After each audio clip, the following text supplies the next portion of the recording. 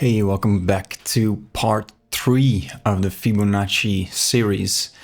In this part, it's going to be a little bit different because we're pretty much done after the first two parts, where in part 1 we took the Fibonacci sequence, calculated the golden ratio, and used that as an angle to create this pattern that you see in the seeds of flowers.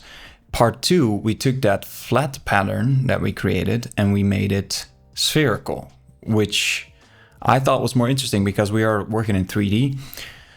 In this part 3, I just want to show you the differences between the final blend file that we ended up with in part 2 and the final production render that I did as a sort of a teaser to this, with the music and all the effects, the compositing, the lighting, and show you some of those things that I added on top of it, some issues that I ran into, and the solutions. And yeah, let's just make this a kind of a review session of this final blend file. And I have the other blend files, well, I have them side by side so we can look at the differences between them.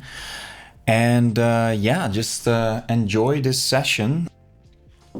All right, so this is the final teaser blend file, and I will also share this blend file for free in the link below. I'll probably link to a written article about this whole Fibonacci concept, and share all the blend files there in case you want to take a look yourself. But as you can see, there's a bunch of lighting going on and there's a lot of animation. So I turned off the cameras here because there's quite a bunch of cameras and they are all animated. We're switching cameras a lot in the timeline. I thought that was interesting. I thought it was more interesting to just simply switch cameras, and the cameras themselves are not moving a whole lot. They're just maybe panning out a little bit. They're rotating slightly, but there's no crazy camera movement going on. I just switch views pretty much. I switch the camera, and I thought that fits better with this kind of animation. So you can see, if you just look at this from the outside and you look at all the cameras, everything is just kind of rotating and moving and moving out and things like that, while the pattern grows.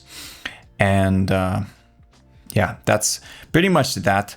What I want to look at mainly is the geometry node stuff.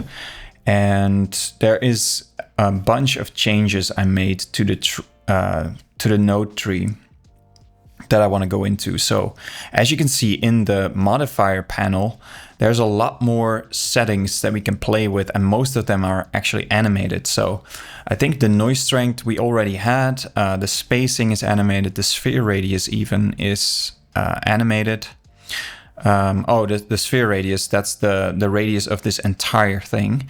That starts off huge at 250. Because the bigger the sphere radius is, the more this pattern looks like a flat pattern. And I kind of wanted to start with a flat pattern and then slowly make this go down in radius and kind of encapsulate a sphere. And so I go from a radius of 250 all the way down to 11.9-ish to make this close down exactly. And that makes it kind of look like this, that it starts off big, it starts off going all the way out, and then it closes in. So that's the sphere radius. Then the count, I think we had the count set to 1000 in the previous part. I doubled it because I thought it was more interesting to have more points. And oh yeah, I added a count limit, and I did that to, let's say you set the count to, I don't know, 10, but you set the limit to 4, that makes the points keep growing, but there won't be any additional points added. So I added this count limit in, I believe, the point count. And I'm just adding a minimum, and I add this count limit in here. So we can only have this many points, even though the count is bigger, but the count also controls the animation of the points. So I wanted to have this separation. So that's why I added this count limit. And you can see that in the very beginning, when there's just a handful of points, where I wanted to animate these on the music, by the way. So that's why I show this video editor here, where I can see the waveform of this music. And I wanted to add a point on every sort of beat of the music, so to animate it on the audio. So that sounds like this. And then I wanted to keep them growing or moving out. So I had to increase the count because that controls how far they move out. But I didn't want to add more points because the music kind of stops here for a bit. So I wanted to set the count limit here to 5. So we have only 5 points. That's how I kind of control that. And it's simply a minimum node that will take 2 values and pick the smallest value. And that's the output. So that I plug that into the point count, and that's all you have to do that. And then I slowly animate this, or I quickly animate this maximum to 9, because then the next segment of the music adds another 4 points or 4 beats. So I wanted to add 4 points, and then I slowly let the count increase more smoothly, but it will again go above 9. And then it stays at 9, so you won't see any other point here. So that's what this looks like. And then it just goes crazy. So yeah, I did a bit of animation based on the music, which I think was interesting. That was not the plan, but it just ended up... I ended up trying to do this after rendering in a video editing software. But I thought it's easier to just make the source material match your music already. So that's why I ended up importing the sound in Blender. So just to animate things properly. In the final render, I didn't use this music, by the way. I added the music back in post using my video editor. But here the sound is just purely for animation and timing. And it's really nice to see the waveform to match. If you go to animation, you can match your keyframes, and you can just make this all visible. It looks kind of crazy, but say in the beginning especially, it was really nice to have this waveform visible here. Where are we? There. To kind of sync up the playhead with your waveform and sync up the keyframes as well with that. And also the camera switches, which you can switch cameras with markers. And I did a video on this previously, how to do that, but it's pretty simple. But you can, those switches are big switch, and the timing of that is really important. So it's really good to have that available together with the waveform of the music. So yeah, that was super useful for animation and timing. Let's go back to geometry nodes, and there is a bunch of other things. There's a bunch of issues I had. I think one of the issues was a Blender bug that I ended up kind of hacking around. And another issue had to do with rounding errors or numerical precision.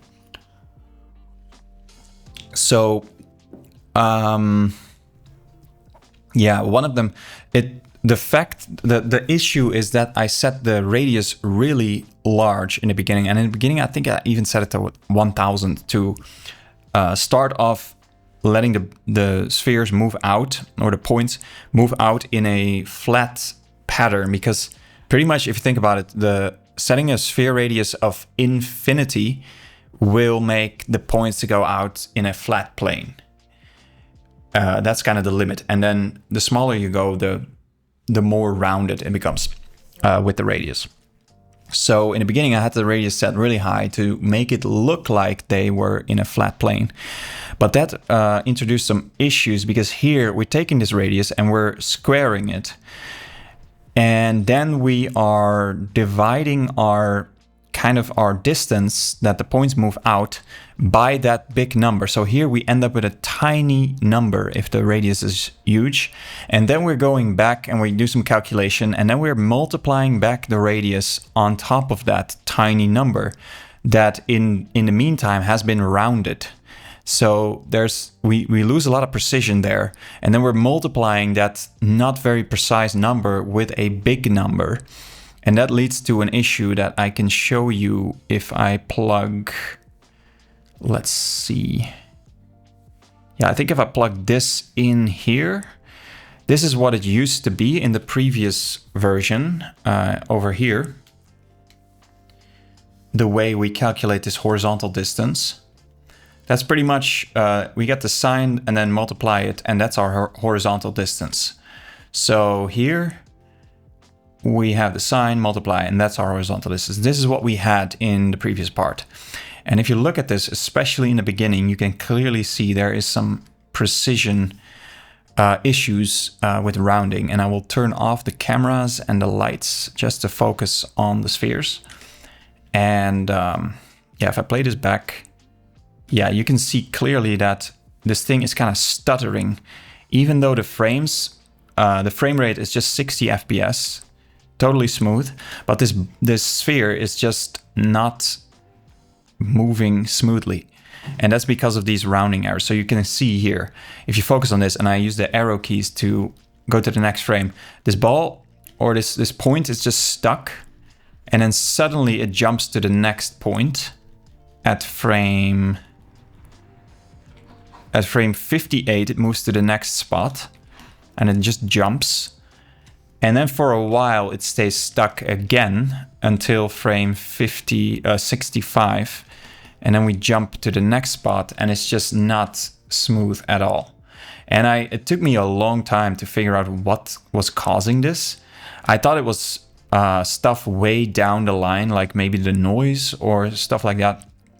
But I'm pretty sure it's this. And the fix I came up with is just going back to the flat pattern and kind of morphing between the flat pattern that we had in tutorial number 1 and the spherical pattern. And if the radius is huge, you almost don't see a difference between the flat pattern and the spherical pattern, because if the radius is huge, it's just going pretty much flat. That's why people thought the Earth was flat, by the way, because the Earth has a pretty big radius. And some people still do, actually. But yeah, let's not go into that. I ended up morphing between flat and spherical. So let's see. And that's what I do.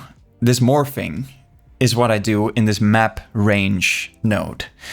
So I'm taking something that goes all the way back, and it's a very simple calculation. It's just multiplying by 2. That's kind of a fix to fix the spacing. And then we just take the square root like we did in part 1 to fix also the spacing of the flat pattern. And this looks like, I can just plug this in directly. This looks like this, almost no difference, of course, because we're just 1 point. But if we move this out a lot, we see we have this.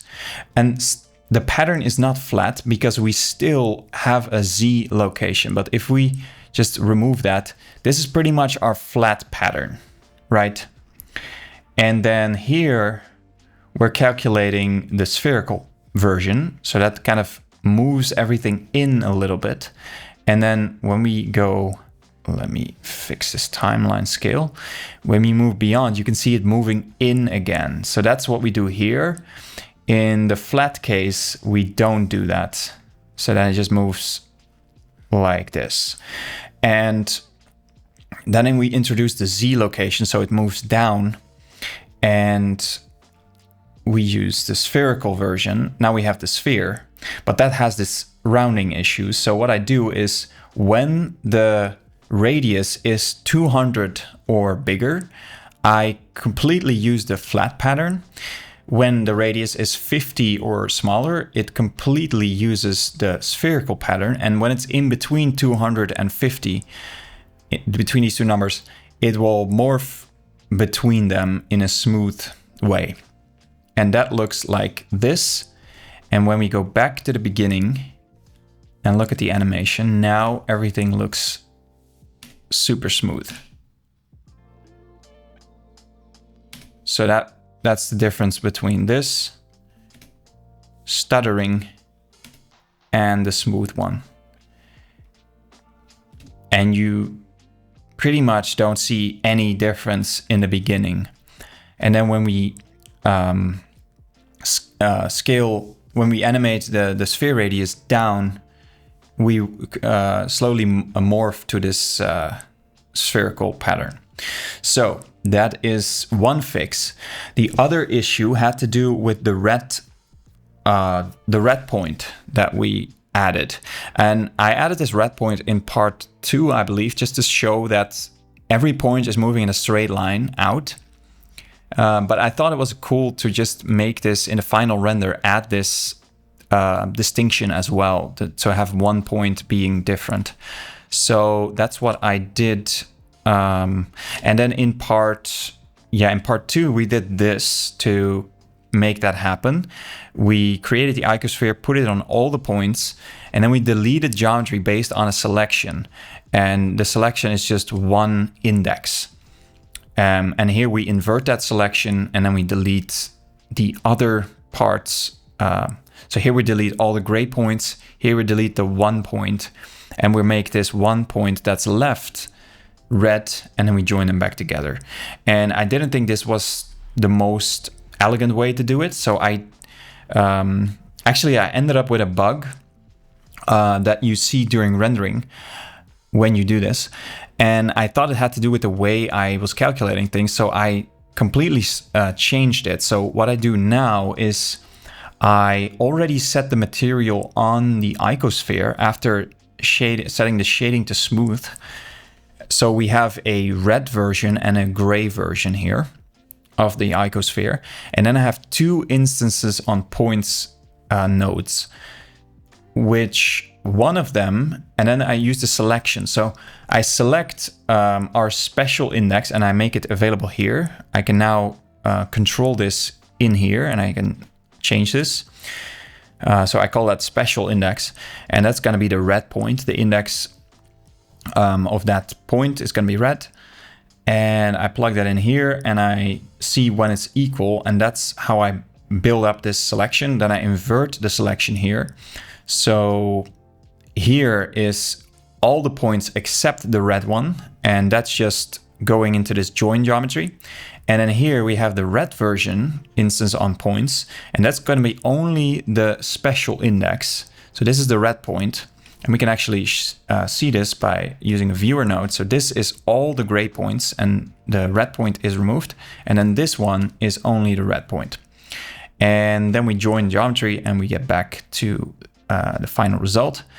And as you can see, it's kind of weird that I realize instances only on the red point and not on the gray points. And the reason for that is some bug that I ran into.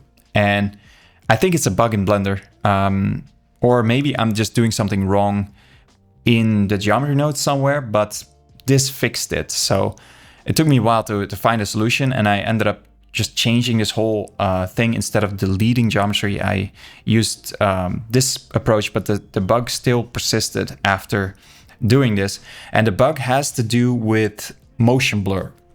So I definitely wanted to have motion blur because the points are moving so quickly, especially when the animation is halfway through, where the points are being generated. They are moving so quickly that you want to have motion blur there to make it look more natural, more realistic. So let's just pick a frame, let's say 1100. That's probably where you can see this issue. And let's check the camera view to see if we have the red point. Yeah.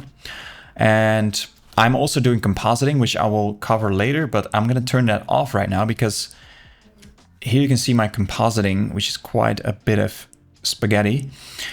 But the input is a rendered EXR frame. So if we hit render now, it's not going to render anything 3D. It's just going to do compositing. So I'm going to turn this off temporarily so we can see the actual render. And we're just going to render this and see what that looks like. And wait,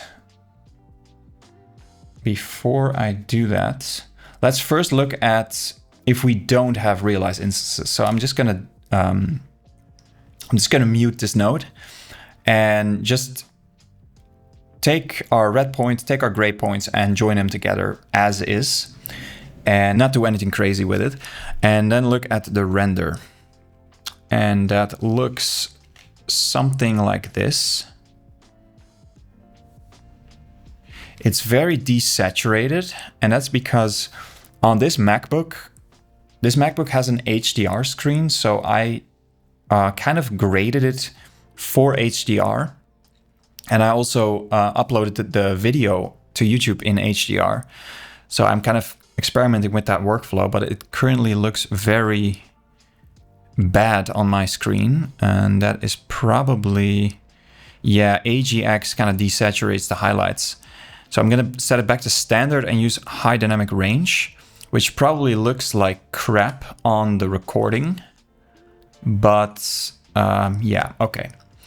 And maybe it's interesting to see the difference between high dynamic range and low dynamic range, or SDR.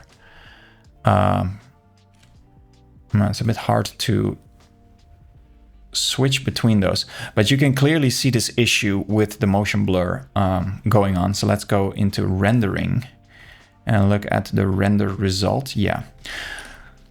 All right, so now I should be able to switch between this. I think on the recording, you don't see a difference between this, but I will take my phone and try to record my screen in a video and lock the exposure and then see the difference. See if we can see the difference on my phone. I think that should be fine. Okay, so now I'm recording this with the exposure locked. And this is with high dynamic range on, and this is turned off. So yeah, that's a pretty big difference. And it just, I think in Blender, if the value is 1, normally that's pure white. And value of 0 of a pixel is black. So you can see here the pixel values. But for high dynamic range, you can go all the way up to 10. And you can see the difference between a value of, say, 9.5 and 10. And you can see the difference in brightness still on when you turn on high dynamic range. So yeah, there's a pretty big difference there. And yeah, so I created this whole video with high dynamic range turned on. Unfortunately, you can't see that in the screen recording, but you can see this issue with motion blur here that is just going crazy from the origin. And you can see the motion blur here. Here is where we want it, but here something is just going wrong in Blender, I think. So what I ended up doing is this realize instances node, and weirdly enough, well, it's not that weird. Realize instances kind of disables motion blur in between the points because it becomes one big object. And so I'll turn this on and go back to rendering, go into another slot. And oh, here I actually already pre-rendered this. But yeah, let's just re-render this again and see the difference. Now everything looks normal.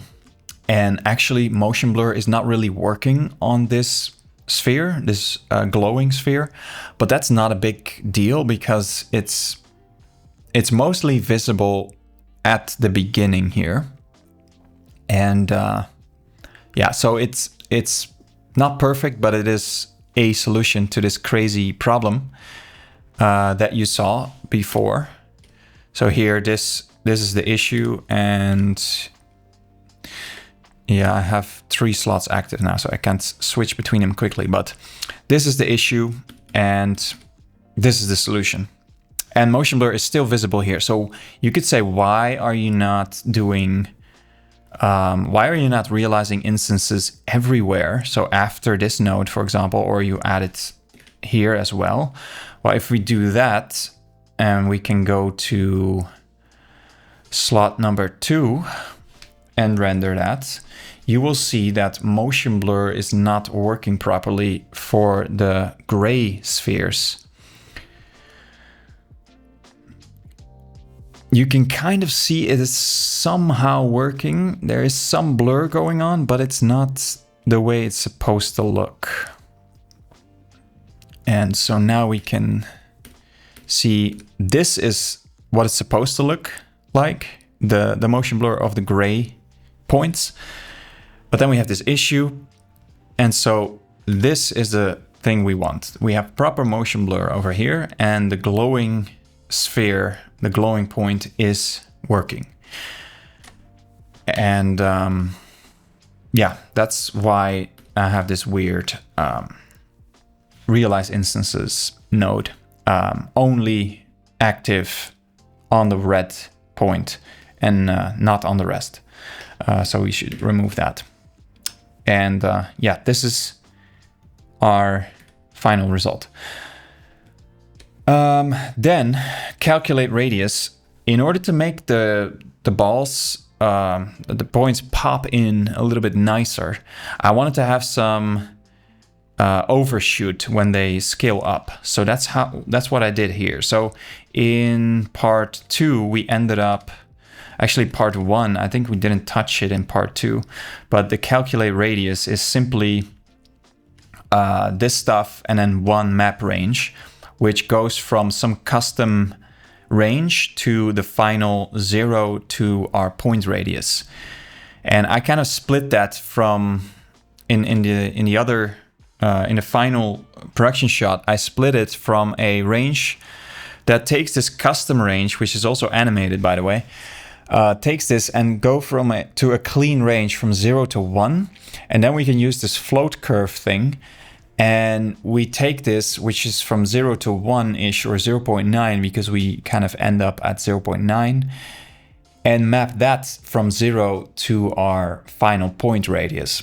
And that allows me to do this kind of custom curve that's a smooth, it scales up smooth, and then it goes too big, and then it goes to the final radius.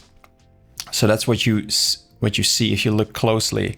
When this point comes in, it scales up, goes a bit bigger, and then it goes smaller. And it's very subtle, but it kind of looks a little bit more playful, and it's a nice touch, I think. And when things go crazy, you won't see this anymore, but especially in the beginning, it's a nice addition, I think. So that's what I did there with the curve radius. And anything else?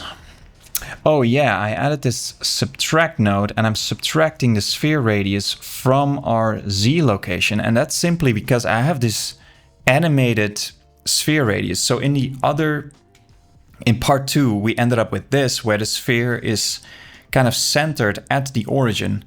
But if you start playing with this sphere radius, and set this to like 200, you will lose everything because it's all the way up at a height of 200. So what I wanted to do is just normalize that and move the origin where the points emerge, move that down to the origin. So I'm subtracting the total sphere radius from the Z position. So then we end up with something like this that's like centered at the origin. So that made it easier to play with this radius and not have the points fly away. So that's what I did there with the subtract node. Very simple stuff. And then, yeah, we have this noise. I don't think I touched this very much. I I did animate the noise strength. So in the beginning there is no noise, just to focus on the few points that we have, and then later on it makes sense to add some noise to see that kind of waving pattern. And that's pretty much it when it comes to our geometry nodes. Let's talk about the shading now, because I have this red point that I gave a material called red glow. Let's just quickly look at how that was done. So here we have the materials are both added to the object. We don't have to do that, but it just, I think it's a nice way to organize the materials and to quickly access them. So here we have this red glow material, and it's currently completely blown out because I think I turned off HDR. Yeah, so if we turn that back on, you probably won't see it. Yeah, now it looks way better. Similar to what I showed before in my with my phone recording of the screen. On the recording it probably looks like crap, but this is the material. It's a bunch of nodes. I'm taking a black body. I really like this black body node because you can plug in a temperature and it gives a very accurate color of what the warmth or the color temperature kind of. And then you don't have to deal with RGB values. So what I did is pretty much take a layer weight node, which looks like this. Let me see if I can. We have to make this material only applies to the red point. So we have to make that visible. And I think that happens around there. Yeah. So this is our special point that this shader applies to. And the layer weight allows you to get this kind of pattern where if you look at a face dead on, the value is low or 0. And then if you look at a face from the side, it is the value of this facing slot is high. And that goes from about 0 to 1, I think. And you can play with this blend to tweak that. I think I had it at 0.8. So I take this and I use 2 map range nodes.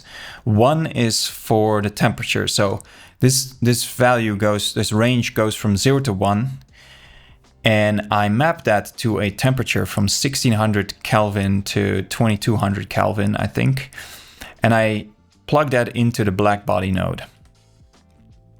And that gives us this color.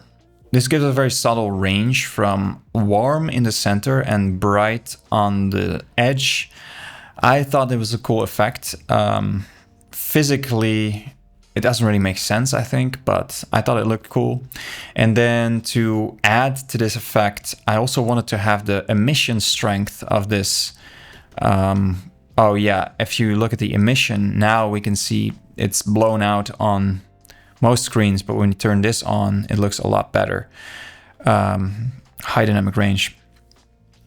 So I take the same range from 0 to 1 and I map this to 8 to 28, which is kind of arbitrary, but that's the emission strength that I use in this emission node, and that's all it is.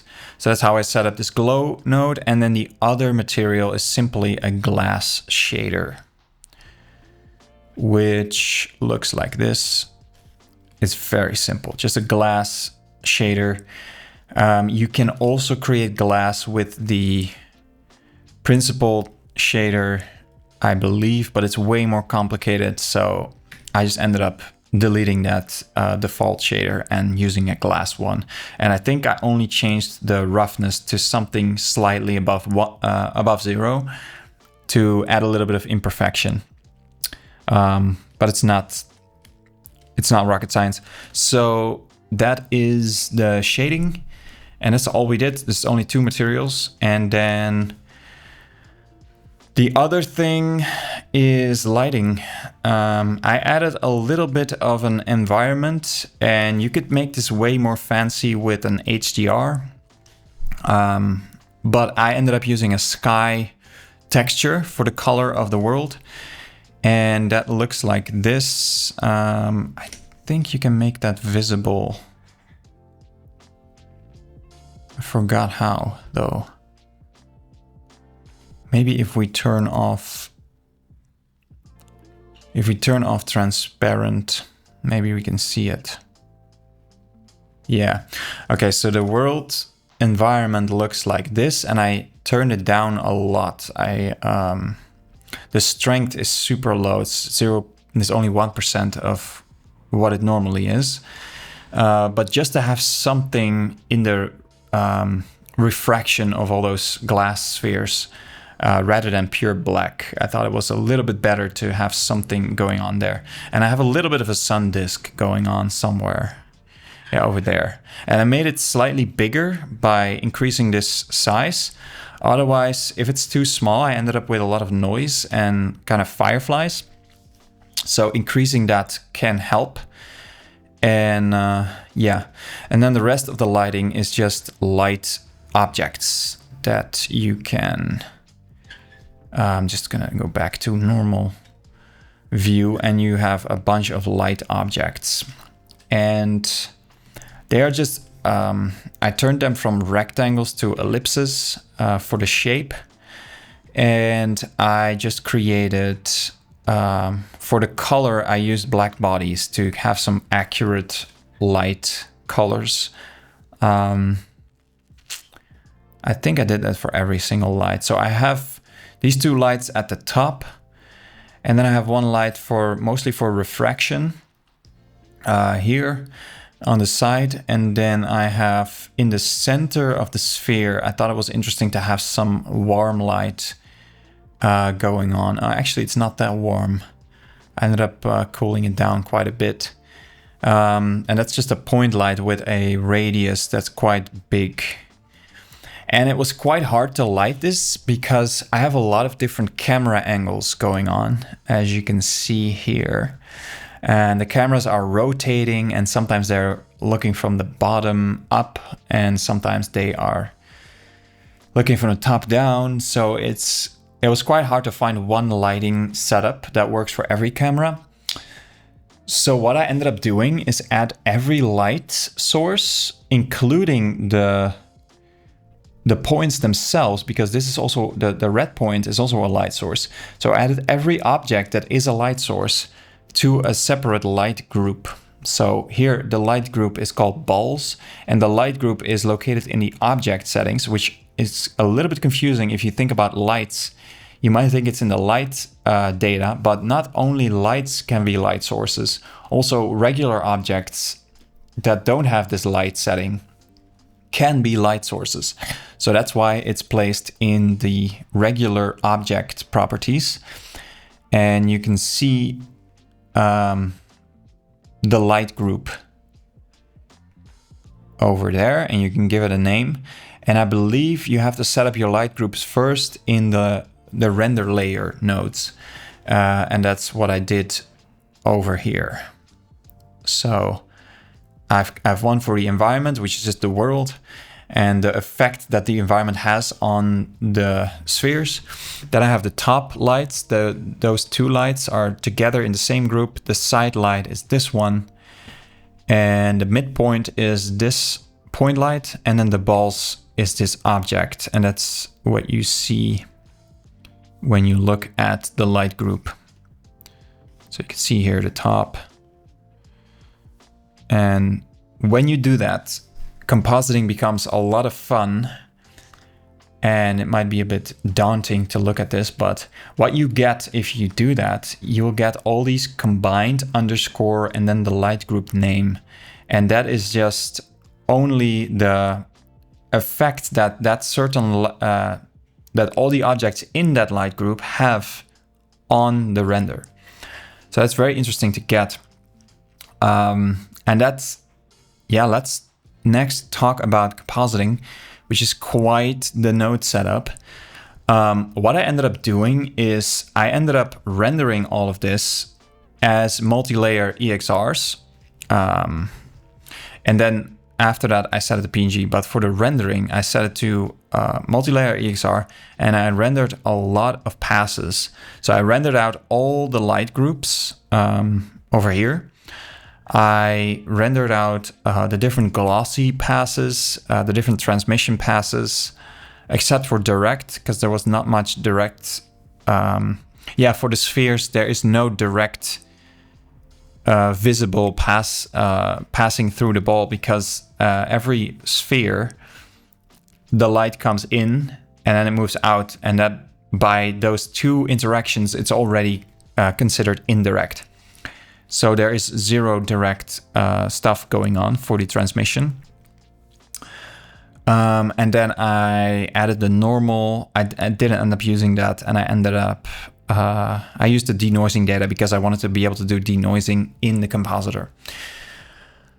And how I ended up rendering this was by uploading it to Blender Grid. So it was, I don't even know how long it would take to render this myself, but it's quite a lot of frames.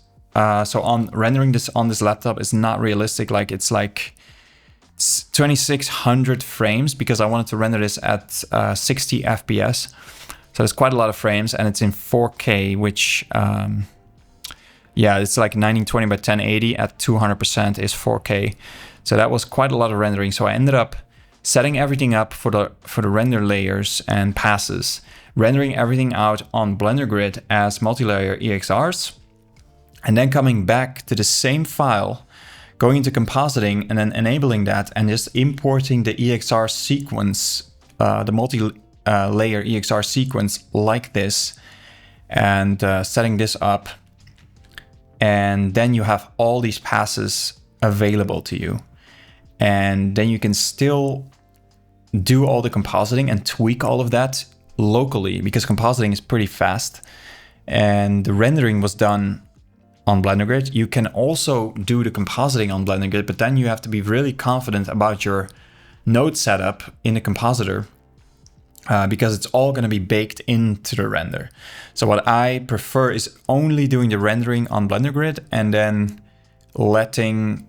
then importing back that whole EXR sequence back.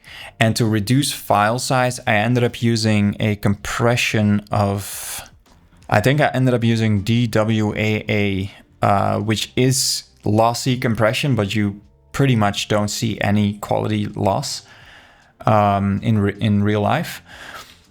And that ended up with decently sized files, even though it's 4K multi-layer EXRs. And I also used float half because that's enough precision for what I was doing with the images. So then after rendering, I ended up with a sequence that looks like this, and we can take a look at that through the viewer node. Let's see if we can get that. Yeah. So that looks like this. And again, it looks like crap. If on the recording, it looks like crap because HDR is not working. So in order to make it look a little bit better, maybe I'm just going to turn that off. It's completely washed out on a HDR screen. You can still see the detail here. What we can do is set this to AGX and maybe lower the exposure a little bit to see some of that. Okay, so this is what you get, and we can walk through all of this stuff. This is the alpha channel, the normals. So you can do some relighting if you want, or add a certain light only to the left or to the right of the spheres. We get the emission, which is only this, which could be useful if you want to add some glow only to this thing. Environment is not much right now because we are looking from the top down. But if you look, yeah, over here, you can see the emission effect, which is just the world environment. Then we have the certain passes of the glossy. This one, I think I ended up using this to add a little bit of blue glow to the outside of the spheres. Very subtle, but it can be useful. Maybe the transmission separated. And now we go into the light groups. So if we go to a frame where the sphere, yeah. So now this is great about light groups. So this is the light group of the called balls, because this is just the, yeah, combined. This is the combined effect that this light has on the entire render. So it's not just the sphere that you get when you get the emission, but it's also the effect that it has on the environment. So you can kind of separate that out, and you can remove it, you can turn it completely off, you can increase it, you can add more of this. So that's really great to separate out the lights, and especially with all the different cameras that I have going on, I was able to kind of animate the effect that the lights have on this.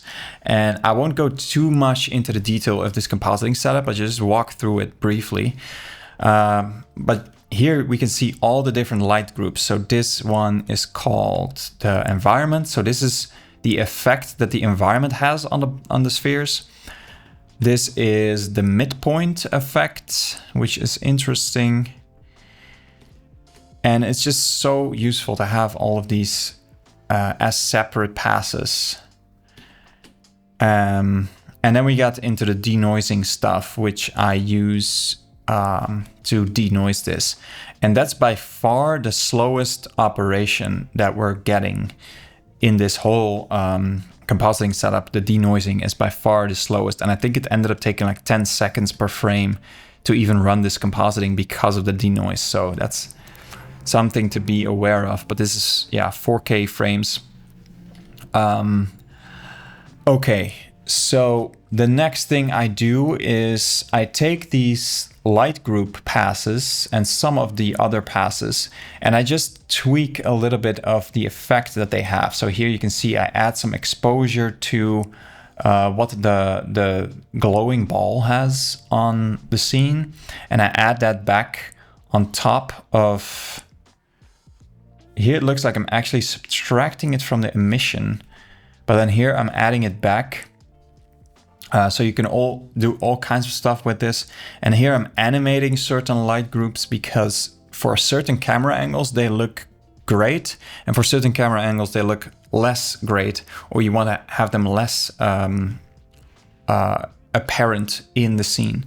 So that's why I added some keyframes to these factors. So then I ended up with something. Oh, this might be interesting to look at. This is called, I just give this a label called noise. The way I calculate this is I take the combined render, which has denoising in that setup over here. That is set up over here, denoise. We're denoising this, but all these passes are not affected by these settings. So that's why you want to have some denoising data, so you can do denoising in a compositor. But what I ended up doing here is I took the combined denoised result, and then I took the noisy image, which is pretty much the same, except it's not denoised, it's the raw render.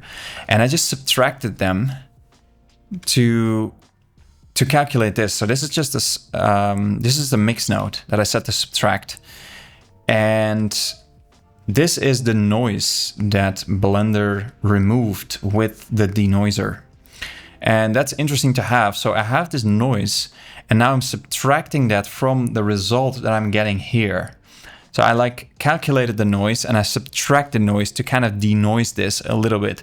And it is not perfect because this result that I'm getting here is slightly different from the original render, because I'm tweaking the lights and stuff like that, but it still removes quite a bit of noise.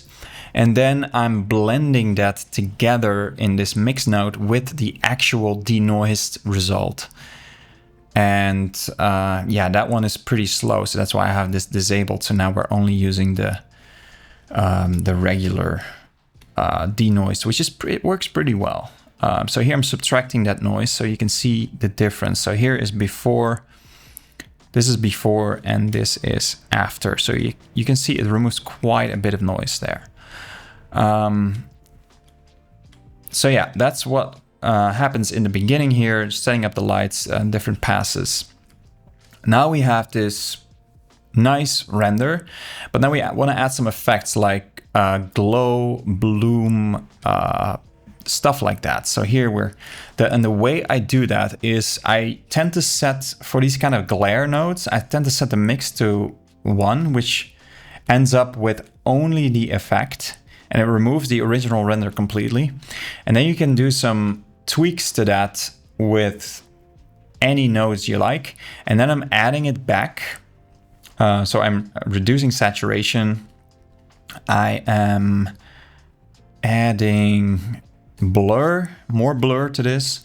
And then I'm adding it back, and I label this bloom so I can here tweak the amount of bloom I'm adding to the render. So here you can quickly turn this on and off, and that's pretty much what it does. So it's mainly affecting the highlights, and it just makes it look more bright.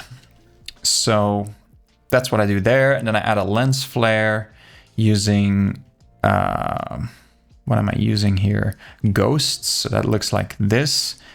Quite crazy. And I wanted to add a lot of different colors and then remove that color using this hue correct and make it kind of blue, because I thought blue looked the most interesting in this scene. So I kind of make it blue, but there's still some color variation going on. And then I am adding it on top here. And I'm not sure if you... Oh yeah, you can see it's being added. It's very subtle here, but in some other moments it's more apparent. Yeah, here you can see it more clearly. So here it adds this kind of blue lens flare, which is not very physically accurate because this source is only red, but I thought it looked cool. So this is just artistic stuff. Then I'm adding streaks, which looks like this. Also very subtle. Not even sure. Okay, it's this stuff. It's also, I made it also blue using a hue node. But the source of that is just the streaks version of the glare node, which looks like this. And I thought this was too red, so I shift the hue to blue. And then I desaturate it a little bit. And I add it on top. Very subtle, very low factor. And I just do a bunch of those things like, this final one is just another glow. You can see a very subtle glow that looks like this, that I add on top at a factor of 0.02. So very subtle stuff. And that's how I ended up with this. And then I add a little bit of final color correction. And I ended up exporting these as regular EXR files, importing them into DaVinci Resolve and doing some final color correction there and exporting it as HDR. I'm not going to go into that today. Glap Alexandra from Creative Shrimp actually did a really good course on the workflow between Blender and DaVinci Resolve and getting EXR files from Blender to Resolve. And the main thing is being aware of all the color spaces and color settings that you want to be aware of. And yeah, I really recommend that course that he did, so I won't spend too much time on talking about that.